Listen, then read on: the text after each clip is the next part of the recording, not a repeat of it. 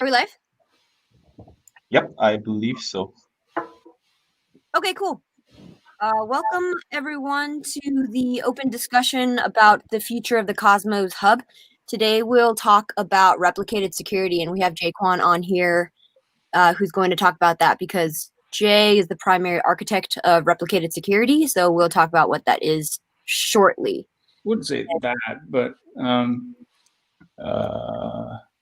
because there's a lot of work going on into replicated security, and but I have compiled some thoughts into writing, and looking forward to discussing it and working together to create like a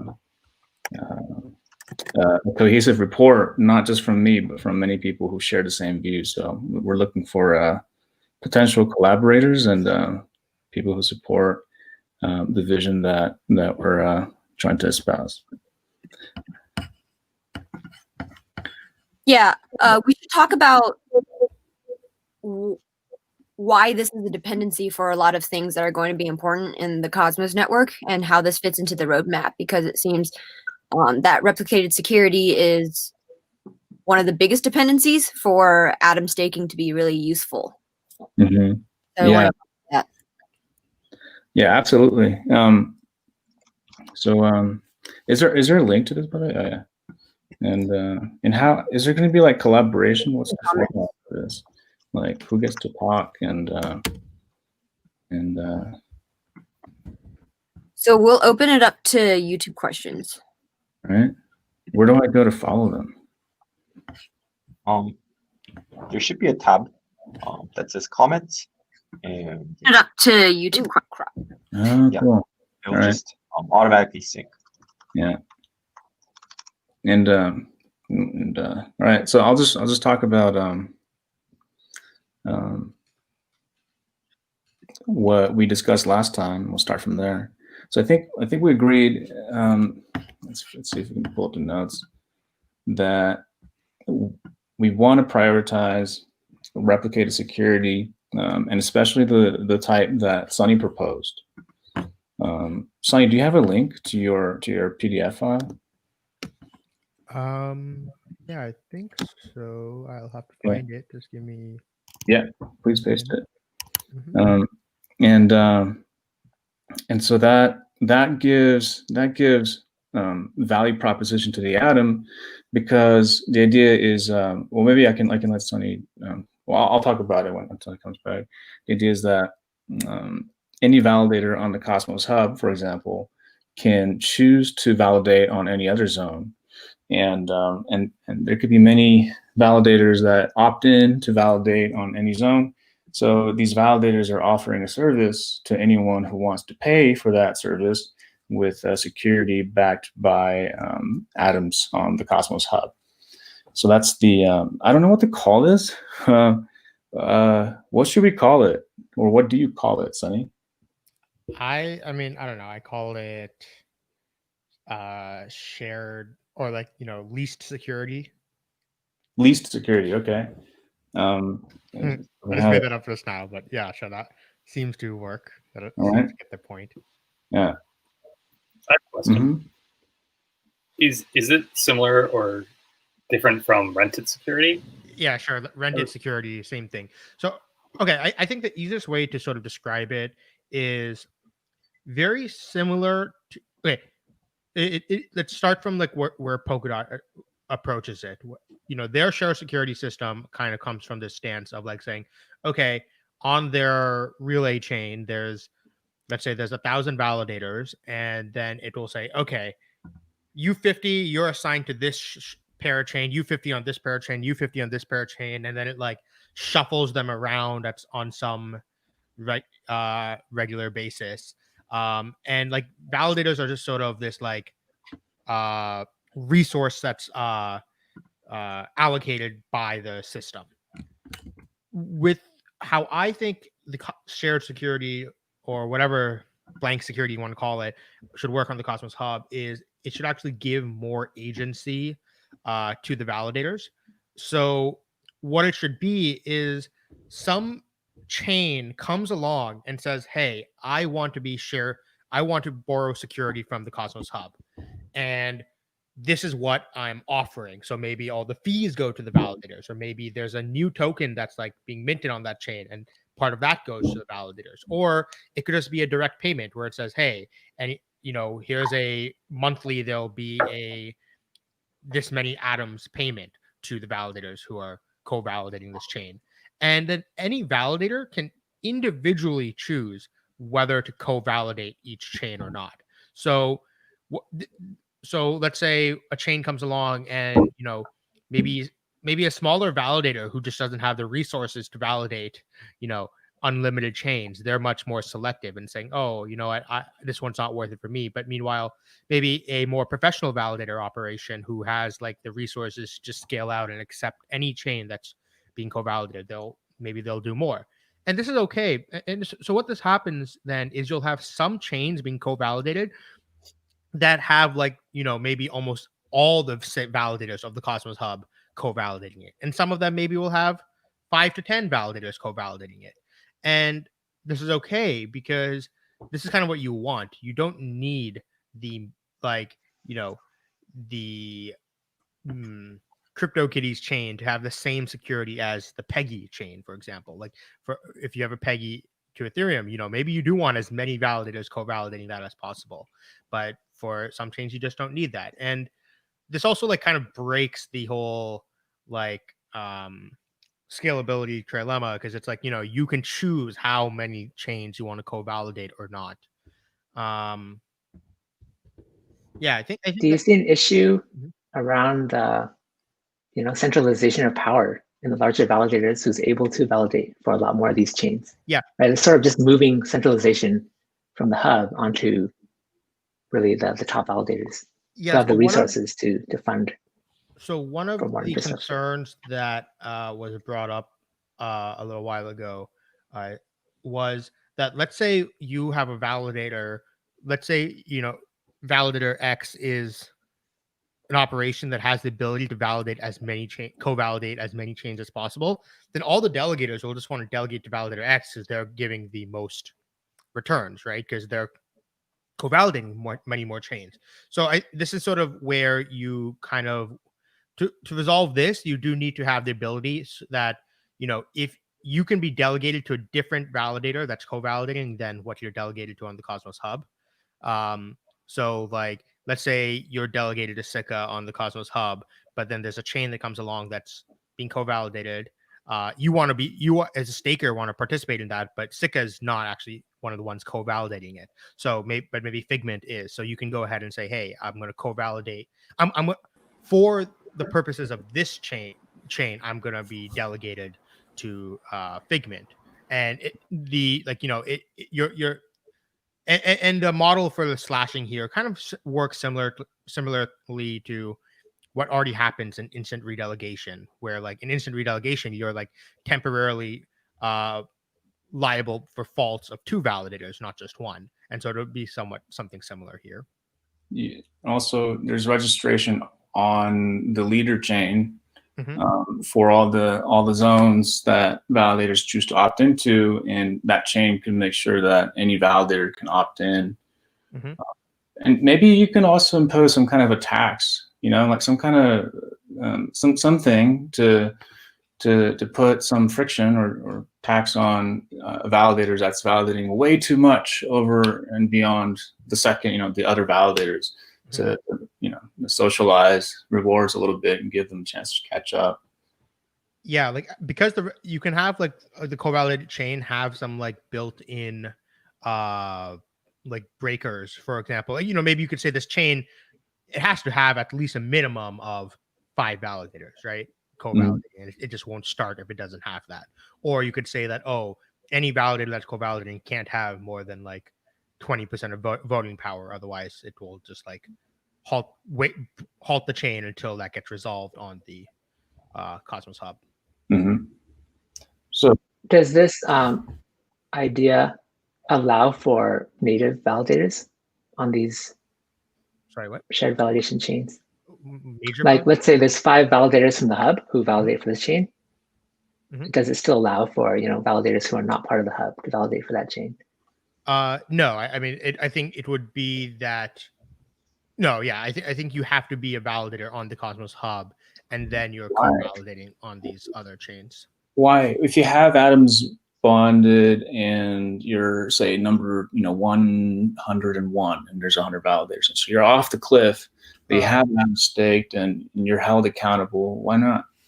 Yeah, okay, fine, yeah, sure. So I guess maybe you don't have to be an active validator, but you do have to have you have to be staked on the Cosmos Hub. And so yeah, I guess you could have a validator who's like co-validating a bunch of chains and they're staked on the Cosmos Hub, but they're just not an active validator on the Cosmos Hub. Yeah, I guess that's fine too.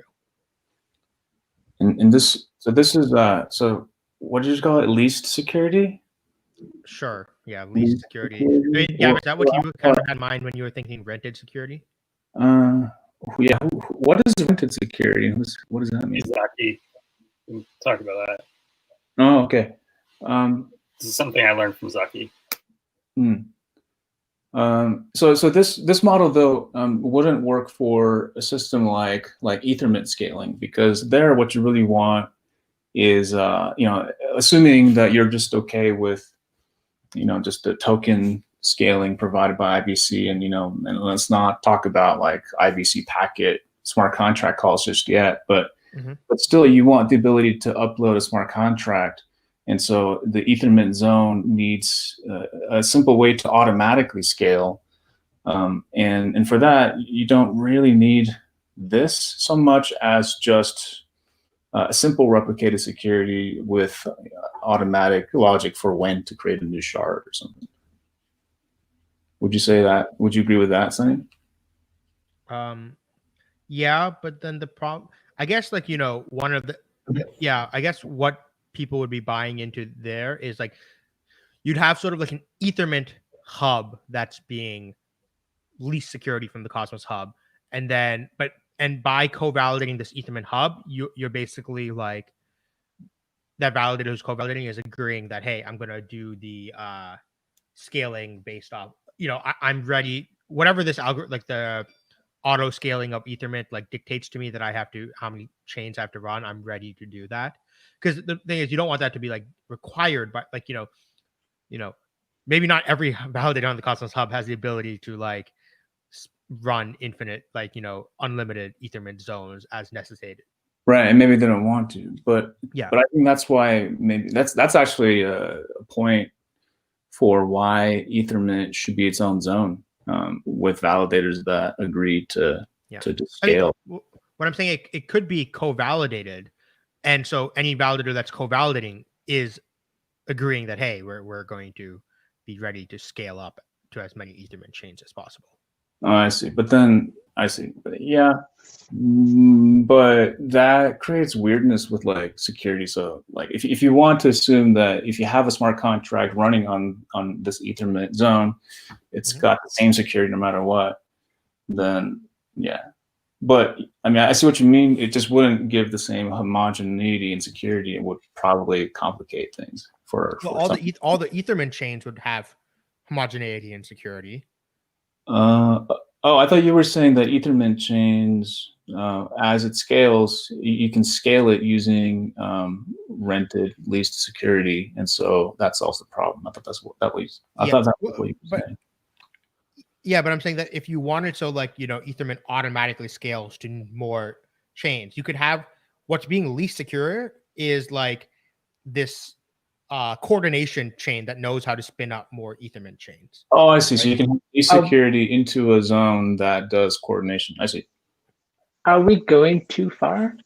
I wonder if we should just stick with, not talking about sharding Ethermint right now, because we don't even have one Ethermint running. Oh, yeah. Right? We might want to focus more on just how the hub can offer security to single chains, not sharded groups of chains. I feel like this comes up a lot about, and I agree. I don't think we should focus on Ethermint scaling, but I think it's nice to touch on all the alternatives and things outside, just so we have some kind of agreement about where we're headed. Because otherwise, it's just hard to know what others are thinking. So people, the language and terms and everything, can get confusing. And if people don't know that Ethermint scaling is planned this way, then they might be too focused on trying to solve it in the wrong way. Or I just feel like for coordination, discussion is good. But I agree with you that that I think rather than Ethermint, the scaling opportunity for the rented security is probably, should be our priority, because it seems to offer a lot of value for pretty minimal coding after IBC is done.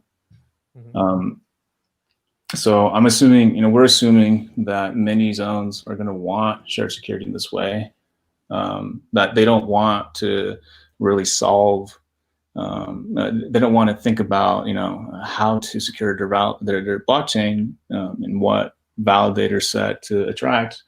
They just want to pay for security. And I think we're assuming that it's the case that many people want to use the service. Maybe it's something that we should test out and ask to see how many people would be interested in doing it before we fully commit to prioritizing this completely, And I guess I have some questions. If I'd like some discussions around the economics of how all this mechanism would work, and how the atom as a currency would kind of be used in the rented security model. So if you guys have any ideas there. How the atom would be used, right? So atoms, kind of what they turn into is, I think Zaki used this like analogy where they become this sort of, the Cosmos Hub is this like validator set, is this like validator labor union essentially, and your atoms are like your union card. So it's like, if you want, atoms are basically the right to co-validate more and more chains. So as more chains want to be, the more chains that are being co-validated, the higher the rewards for, each chain that's being co-validated has to give something up. Like they have to offer something in order to get co-validation, right? They have to either give fees, or they have to give, some native token, or they just have to pay in atoms. And so by being an atom staker, you're getting the opportunity to get more and more rewards from as the number of co-validated chains increase. What I would say is that and like I said, having direct payments in atoms as a way of payment for co-validation, I think might be a pretty popular one. But I don't think it should be the only one.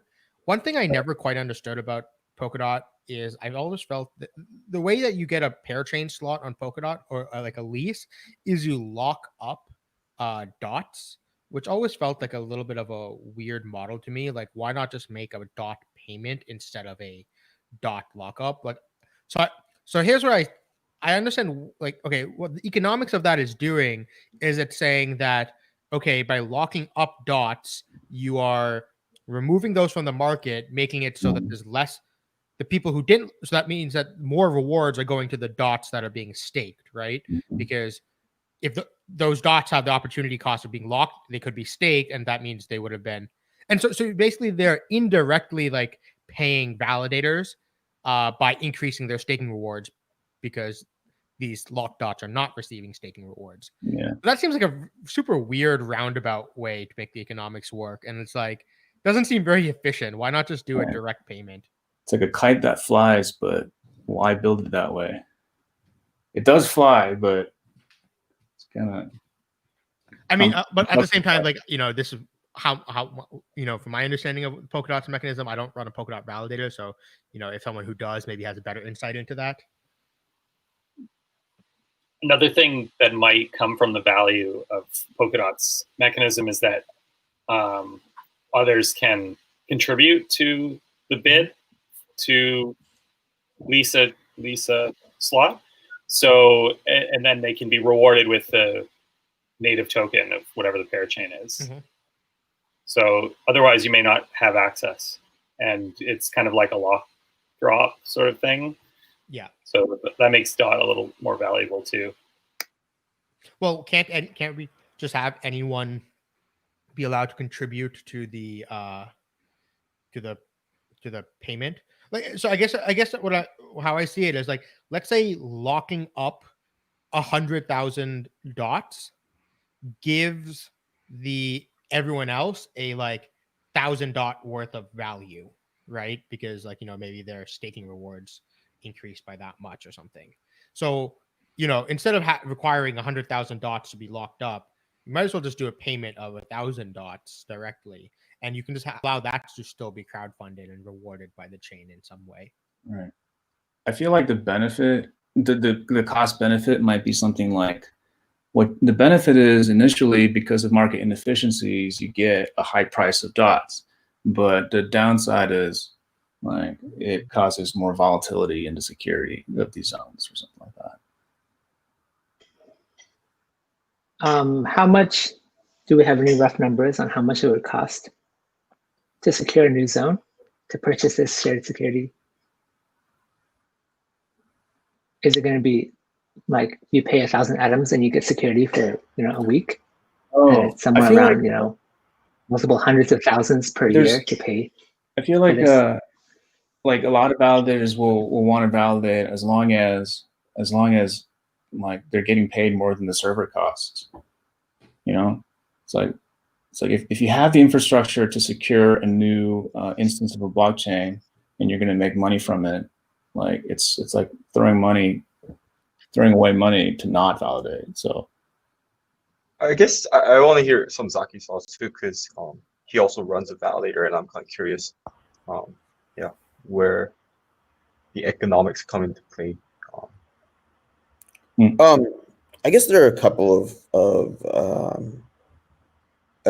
so there's like a set of DevOps questions that are related to like the economics of running multiple zones that are potentially worth addressing. And I think that of the things that Polkadot has done well, I think that's like perhaps like one of the more interesting things. Like it's like, here's a single binary that can run many parachains is quite a strong value proposition.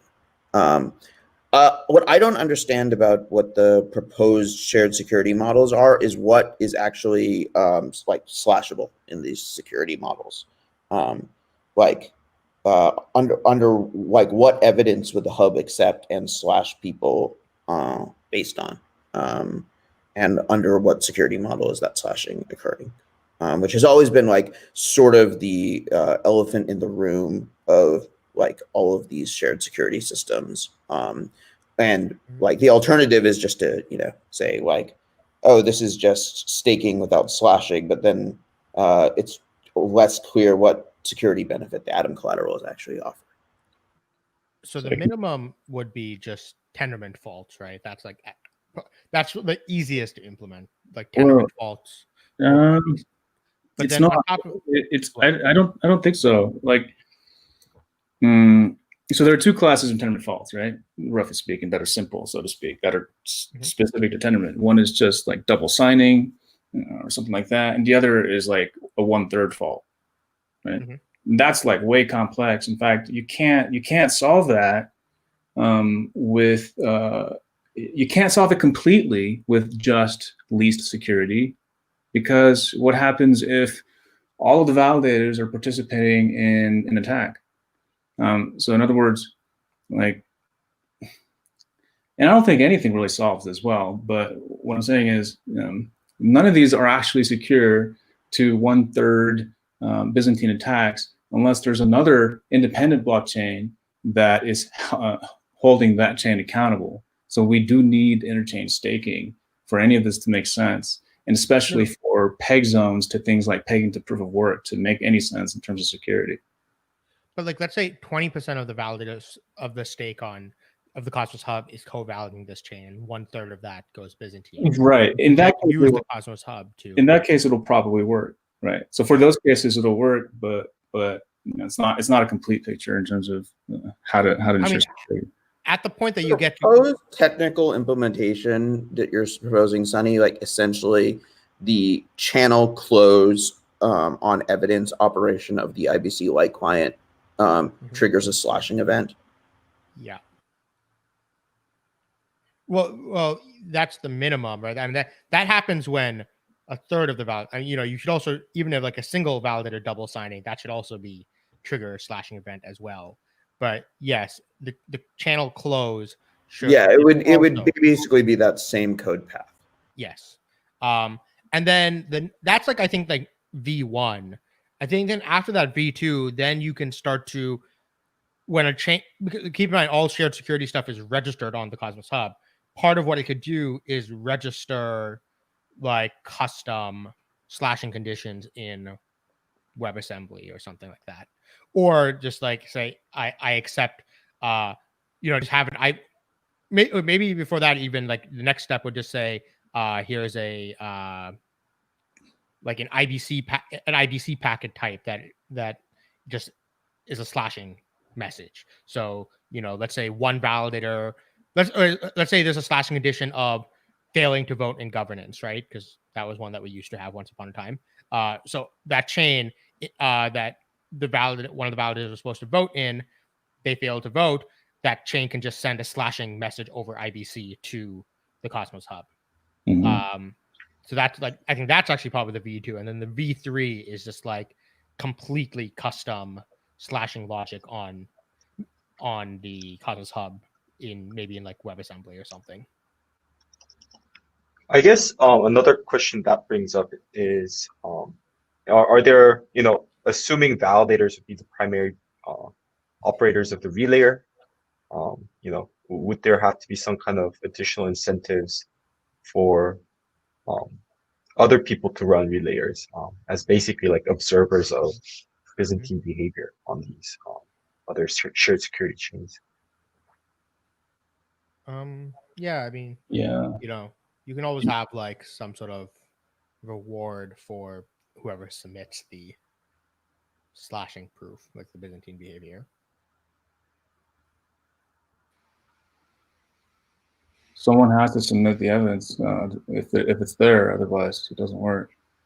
But I think the way to solve that is to incentivize the relayer so that just the market will want to do it.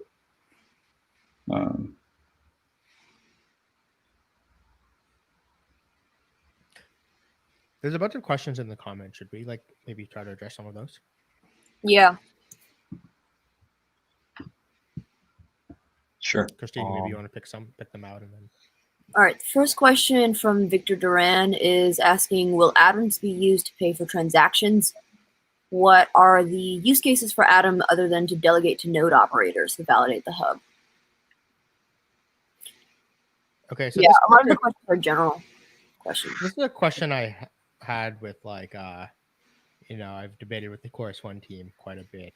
Is, currently the Cosmos Hub is designed to allow you to pay transaction fees in like any token you want.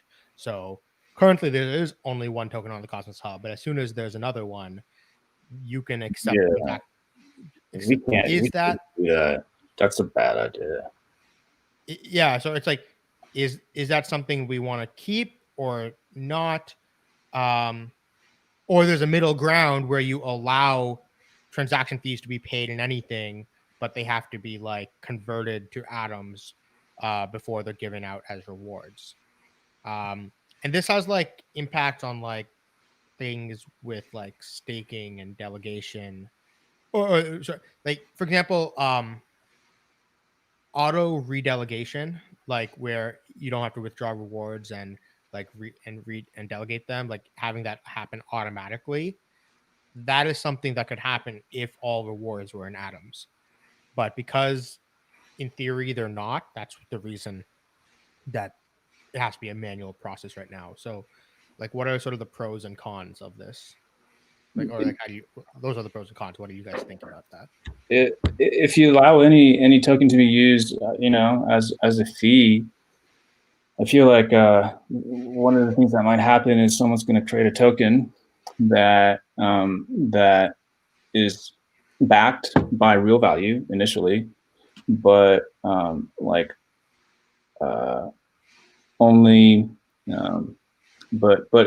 it's designed to be a temporary token, because the initial validators that pull the money out of the peg or of the backing get the value, and then the token gets discarded.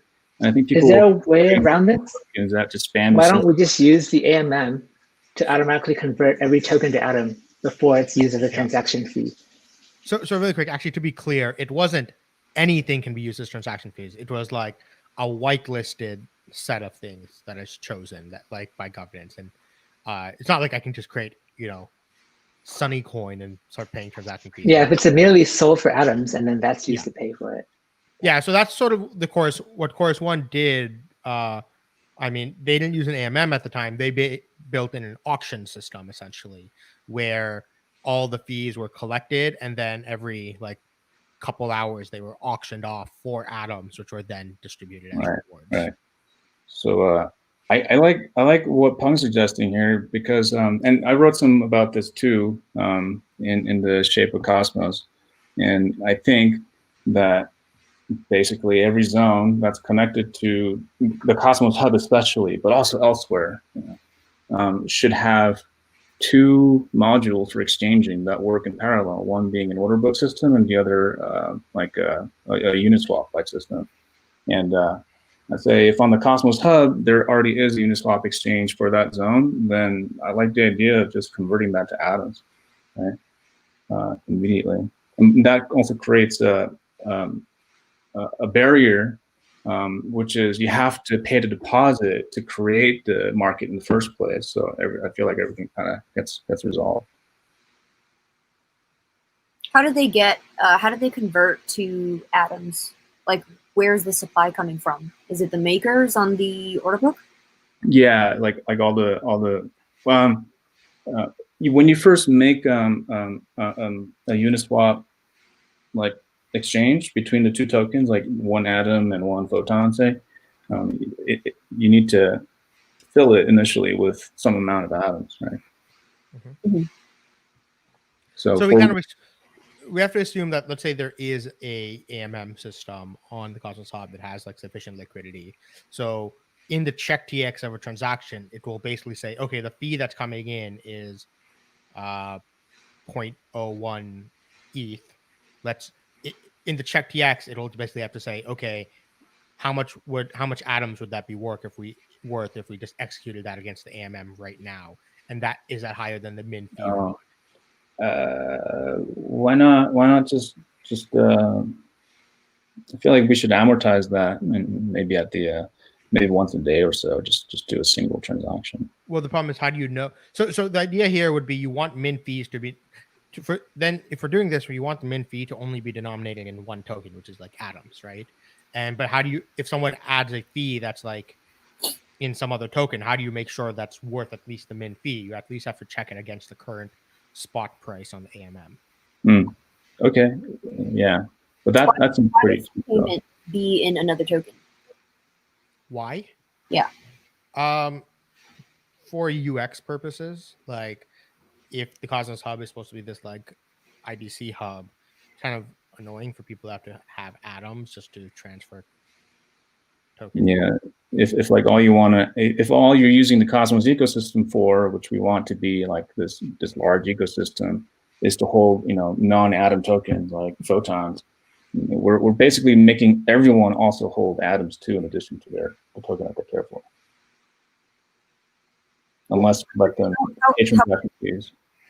How would so if someone is paying Ether as the fee, who receives the fee payment?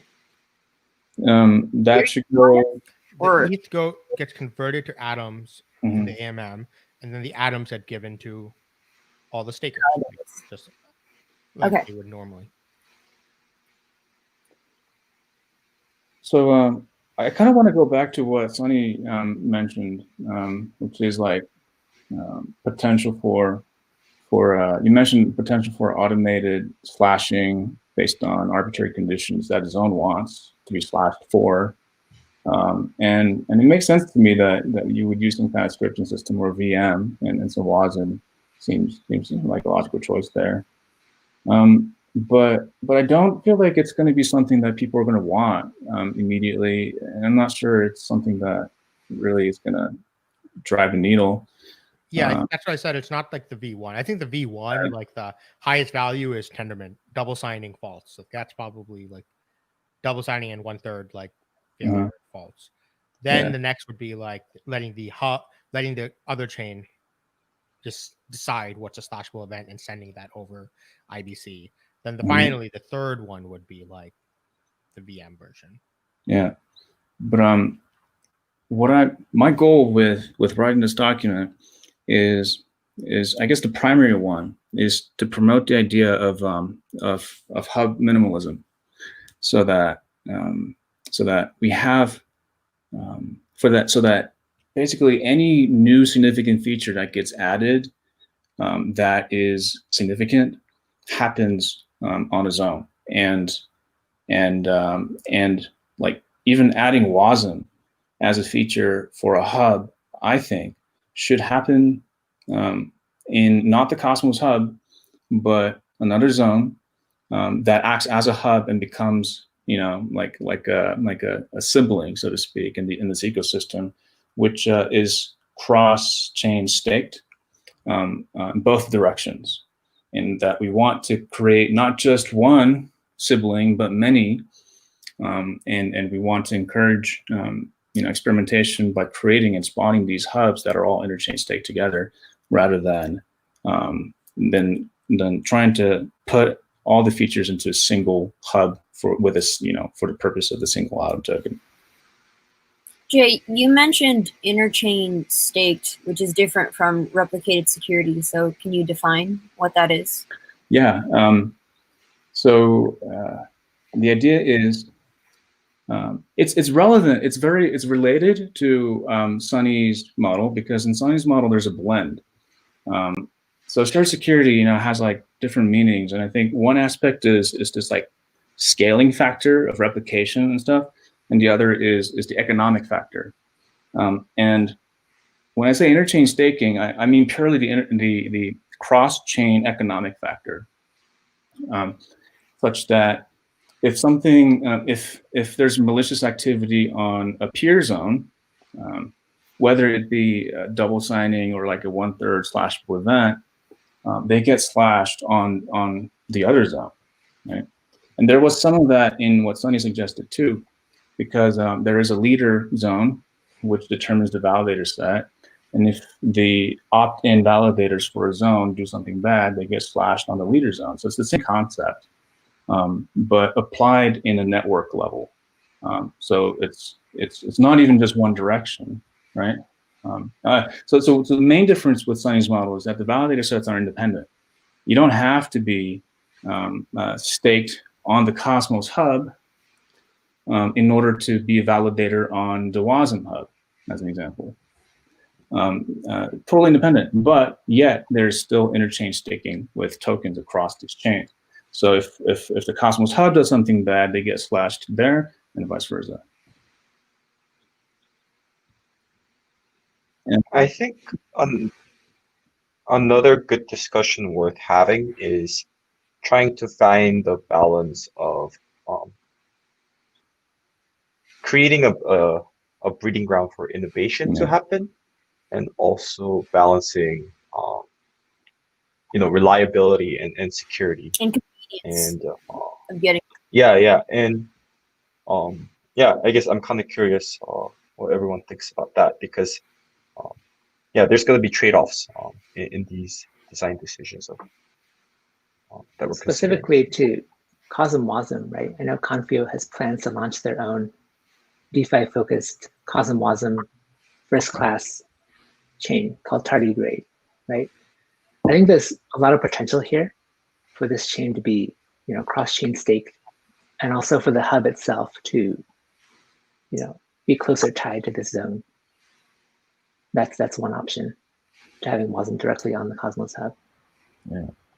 Yeah, I mean, I think my biggest point of view here is it's not obvious to me that the hub is going to add enough value to be cross-chain staked with its current feature set. Which is kind of like the perspective that Atom 2021 takes, is that the hub at its current state is insufficiently feature rich to appeal to people who want to cross-chain stake. currently, really the only moat the hub has is Atom liquidity, and I think current market conditions are not favorable to preserving that moat. What are the in-demand features that you see? That was what was in Atom 2021. Bidirectional Ethereum bridge, staking derivatives, and an AMM. I think that's like a good, like bootstrapping these features will potentially lay the groundwork to say, okay, staking with like cross-chain staking with the hub will add value. Right now, it's kind of like, okay, like if the hub doesn't become more feature rich, the game is very clear. It's like, go beat the hub in terms of go beat Atom liquidity, and then you've overcome the hub's moat, and then go capture value. So, right. Just, okay, one is Sunny's model shows us how you can do that without putting it on the hub. So you can use atoms, you can stake atoms for Peggy Zone. And it could be, and I'm claiming, and I wrote that, we don't want Peggy to be the single one. We want to, for a while, for at least a year or two, like experiment with multiple approaches to Ethereum pegging. But I guess my point is, regardless, you can do exactly all of that with Sunny's model, and it would be a value proposition offered to the Cosmos hub and the ecosystem, and the value accrues to the Atom. So you don't have to put on the hub, right?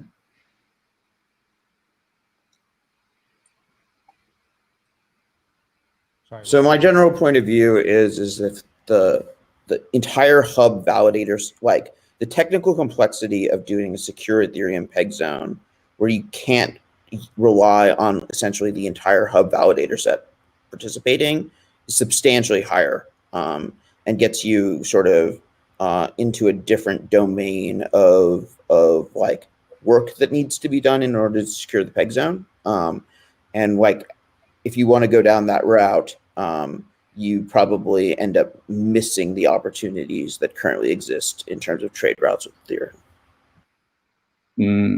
I don't understand. So like, if I was going to secure an Ethereum peg zone with a subset of the Cosmos Hub validator set, I would want to be able to do things like show a light client proof if an expected signature never appeared on Ethereum, and do that kind of stuff.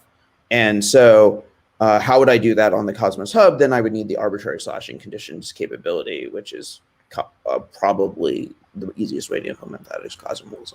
Well, the easiest way to implement that is just through like time locking and governance to decide on what went wrong, not to program it. You can't program all the edge cases, and you're probably going to get it wrong anyway. So you need governance and time. I mean, that's the other thing is like write slashing into governance and then basically turn the hub into an underwriting entity, which I think is a plausible design direction, where it's basically like the hub is Nexus Mutual for the Cosmos. Yeah, where it's just like human analysis of whether or not zones have followed procedure correctly, and like you vote to slash atoms.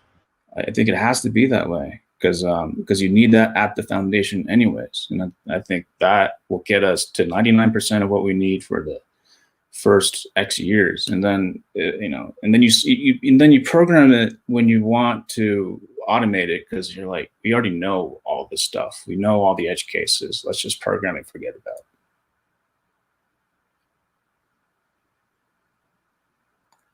But also, what I think is, there's a lot of things here. The other thing is, like, there's so much to figure out still on how to peg correctly to proof of work chain.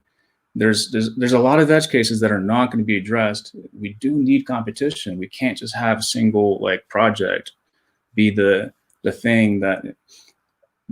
Okay, even before that, like trying to say that we need the entire security of the Cosmos Hub, over $1 billion network in order to secure Peggy, I think is extremely dangerous. Like, we have no idea. Let me clarify. pegging to Ethereum is the most dangerous thing, I would say, the most lucrative thing possible in the current crypto ecosystem, because stealing those pegged Ethereums will probably result in massive gains, and it's probably immutable. Like you can't even, Ethereum probably will not roll back Ethereum for us if this peg fails. And I think the potential for this, the potential gains are so huge that it's inevitable that it will happen. In the same way that all the exchanges that came before, have all been hacked, because that's just how the incentives are. So the way to counter that is hub minimalism. You say the hub doesn't do everything, but I think what we can offer is very compelling and provides so much value that it's a cash cow. IBM was sitting on their cash cow business, which is just transaction processing for decades, and that's how they became this huge company. And we're saying, with rented security, with replicated security, like we're going to enable, secure the world's transactions. And as long as we figure out scaling, like we have no problem with the value proposition of the atom. So that's probably, I'd say, by focusing on it, laser focusing on that, and having that be the only thing that the hub does, which is offering replicated security and interchain staking, that's how we win, in my opinion. And then if there's different things to innovate upon, those should all, in my opinion, be new zones that add to the ecosystem. If we try to cram everything into one zone, it's just like we're increasing our risk of failure. I guess I kind of want to transition into this question as well, because it's like how is Cosmos going to generate revenue for itself, Cosmos Hub, I guess. And I think some people do think the Cosmos Hub inflation rate might be too high. And I think I ran the numbers roughly, and right now at 0.05 atoms, it's roughly, the Cosmos Hub needs to process about 112 transactions to match the amount of inflation that's happening, assuming 7%. 112 transactions per second, is that what you're referring to?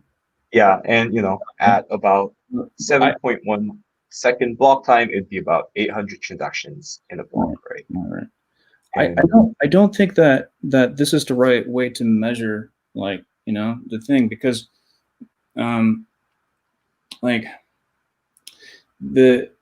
all the people who are earning inflationary atoms are earning it for what they've already done, which is putting value at stake and securing the transaction. It's not for, so they don't have to earn anything else. Like, they're already earning it. And they've done the work, and it's fair compensation, because the atom inflation is not, it's best thought of really as a deflation or demurrage, right, of not staking. It's not really earning. So I would categorize any analysis about the value of atoms earned by staking and just say that's all invalid. There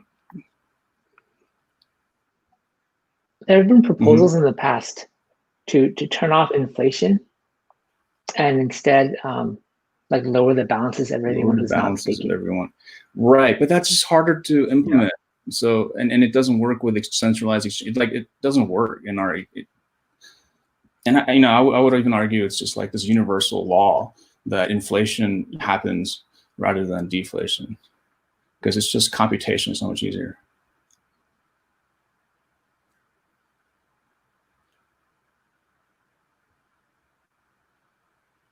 And but we managed to answer Victor's question though.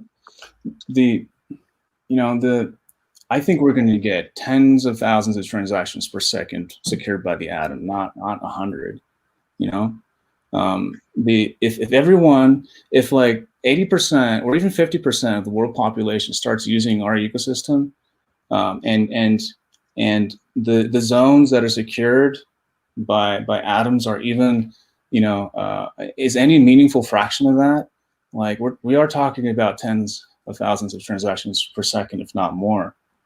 So I don't think there's any problem. If you do the analysis on even Bitcoin transactions and what people are willing to pay and what miners are already earning just in transactions and how much demand there is for scaling, like the reason why IBM CEO called IBM's Kix business, the transaction processing business, a secret mad cash cow, is because it just makes so much money.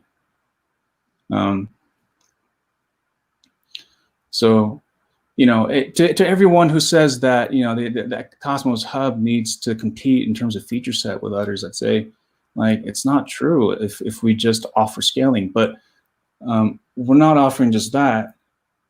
There's also going to be, it's inevitable that this system eventually figures out its photon story and has a token that's more than that and used for various things like transaction fees, just like Ether or any other token. And that will be inflated to the atom holders. It's just like, I think it's also an inevitability because it's also another cash cow. If probably a very dangerous one, if the Cosmos Hub becomes too dominant with global consequences, But wouldn't that be a longer term concern? Like, I mean, I think, do you think turning on some of these feature sets early on just to have competitive market in this competitive market and potentially going away from it in the longer run could be a feasible solution rather than just saying no to all the features in the first place? Well, I think we're not giving anything up because with Sunny's model you can do these things. But I think the name of the game in the long run for these kinds of businesses is risk mitigation, more so than competing for attention. I feel like if we try to compete too fast and then we make mistakes, it's like that creates reputational damage that should be measured in the order of a fraction of the market cap, a significant fraction. That's very expensive, and if you compound that over time, but if you say not everything runs on the hub and we focus on enabling zones to have this permissionless innovation ability, then not only do we innovate faster, but we also mitigate risk, existential risk. So I feel like it's the obvious thing to do.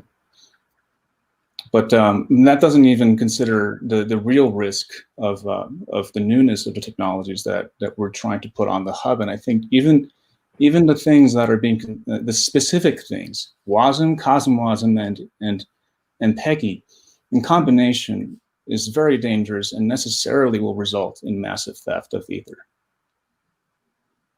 because the technology is not there yet, and we're trying to push it out like it's secure. It's not.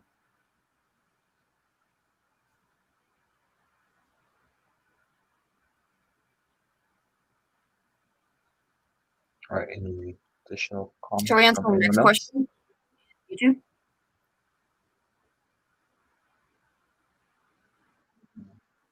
Next question on YouTube? Yeah. I mean, I see a follow-up to that with competition from external projects that are essentially competing for this same market, right? And same feature set, and for the ecosystem. And what would be the edge that Cosmos has moving forward? Well, I think it's the inclusivity. Like, I don't see other projects adopting this philosophy at all. Like, I feel like they're all trying to do something very different, like create a big, kitchen sink. But we have the opportunity to, foster interchain secured ecosystem, and make it easy to do, and obviously provides real sovereignty and real value to the zones that are being created, that I think over time will become obvious even to people on Polkadot that like they want their own zone, and they're going to find that the best way to do it is through Cosmos if we build this.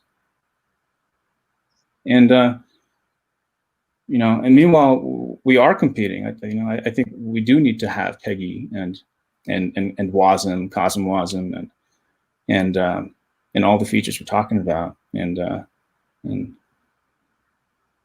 we can all under the Atom umbrella too.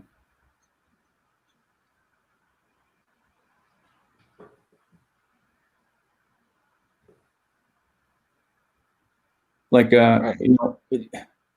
just a matter of days, until there's like an issue on Polkadot and people want to hard fork it, and there's this massive controversy about what needs to happen, right? But on the other side of things, I mean, I guess Ethereum had the DAO fork, right? And it's second to Bitcoin today, and I think while there were reputational damages, I don't know if that would be something that's permanent. Maybe perceptions change, and like no technology is perfect, and people could adjust to that. Mm-hmm. Yeah, but maybe the story would have been different had there been like a competitor, a legitimate competitor to Ethereum with its own ecosystem. At that moment, the one that had figured out how to give, how to solve these kinds of issues and provide and give agency to the zones, would have gotten more attention, because they have the ultimate protocol that they want figured out already. But I mean, they had Ethereum Classic come out of it, and it was exactly the same thing. But I think eventually Ethereum won that battle. I'd personally say. Well, yeah, but utility, right? It wasn't really an ecosystem in its own right. It was like it's a fledgling thing compared to what most Ethereum miners and developers wanted to support. And so that's, I'd say, why it didn't work out. Like I also think a massive difference is, in the Ethereum ecosystem, if you do hard fork Ethereum, you are really your own, sovereign chain that can in no way communicate with, the main chain. And that's very different in Cosmos, right? Hard forking and running on the exact same network using IBC is something we explicitly allow.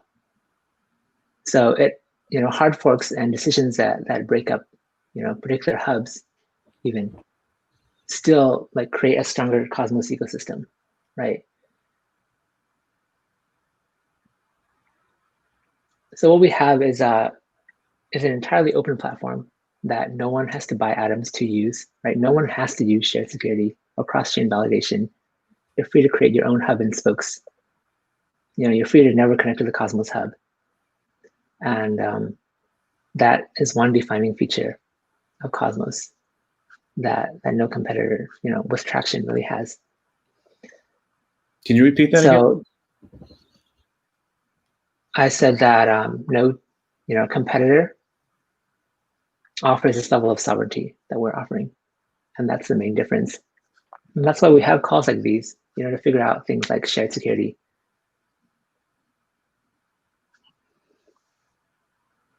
To ensure that the atom does have more value than it currently does.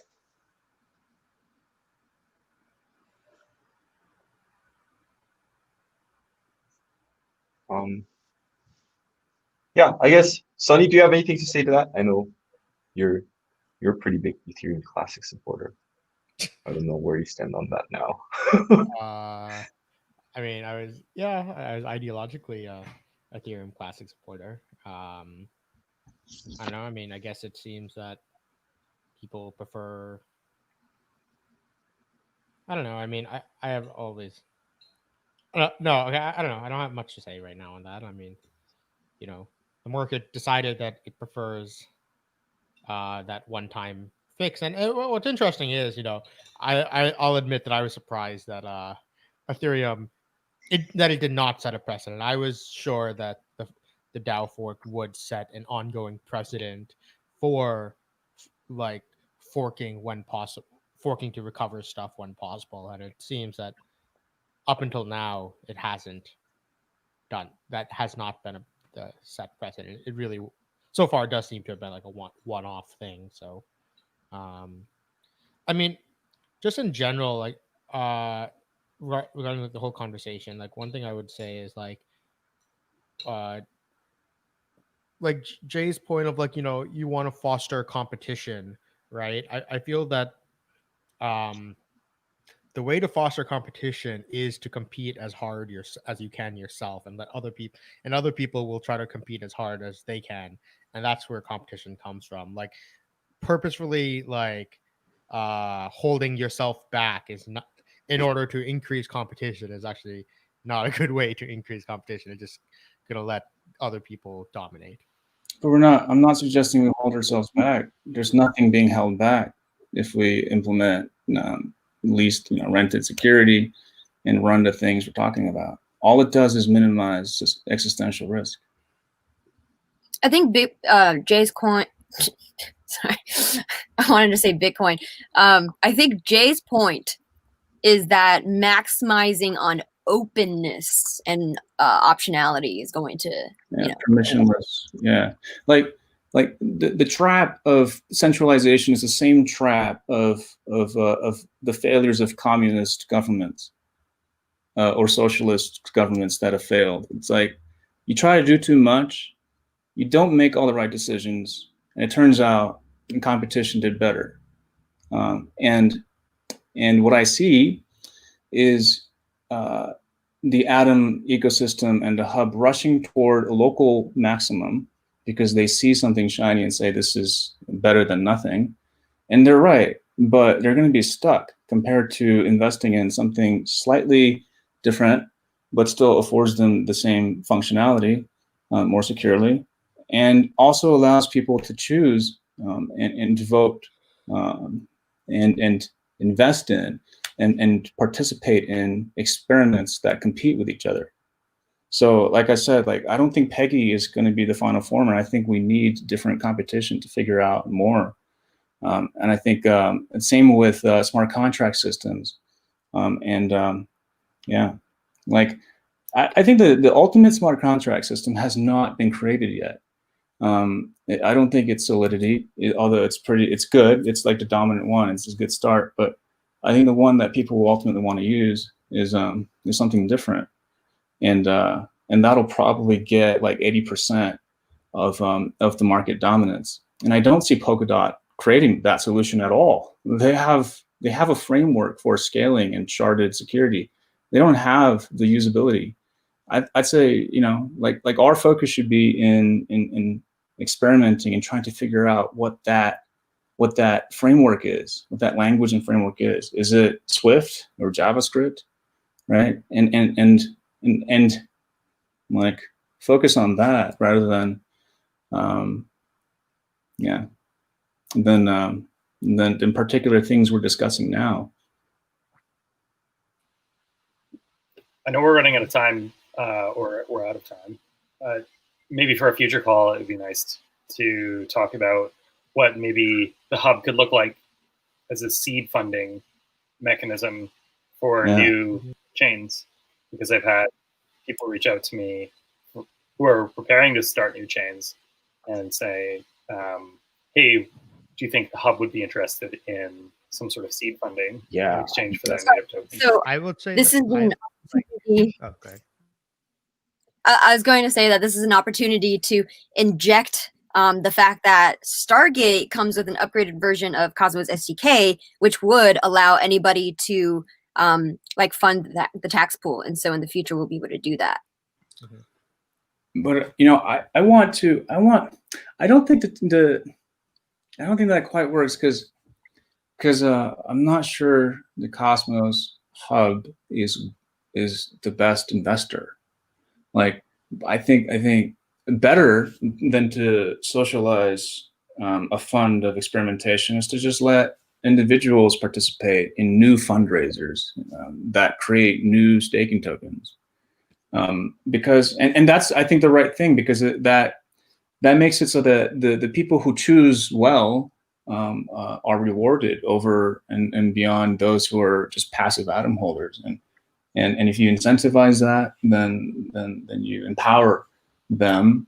And I think it's better to participate, to have participation by encouraging it through the atom, rather than trying to prevent that and having everything under the atom.